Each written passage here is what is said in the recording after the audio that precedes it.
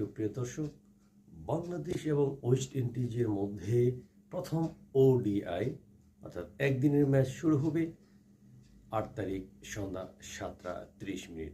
একসময়ের ক্রিকেটের super power West Indies বিরুদ্ধে কিন্তু বাংলাদেশ দ্বিতীয় টেস্টে জয়লাভ করেছে এবং তারা ফুরফুরে মেজাজে রয়েছে এবং বাংলাদেশে কিন্তু একটি পাওয়ার যোগ করা হয়েছে আর একটু শক্তি বাড়ানো হয়েছে। এই জন্য বাংলাদেশকে উড়িয়ে নিয়ে যাওয়া হয়েছে মোহাম্মদুল্লাহ রিয়াদ, রিশাদ হাসান এবং আরও কয়েকজনকে যুক্ত করা হয়েছে, যাতে করে ওয়েস্ট ইন্ডিজের সাথে একটি ভালো ফলাফল নিয়ে আসা যায়। আশা করছি ওয়েস্ট ইন্ডিজের সাথে বাংলাদেশ হাড্ডাহাড্ডি লড়াই করবে এবং বাংলাদেশ প্রথম ওয়ানডে জয় লাভ করে তারা কিন্তু আবার কনফারেন্স লেভেলটা আরেকটু বাড়াবে, এই প্রত্যাশাই আমরা করতেই পারি।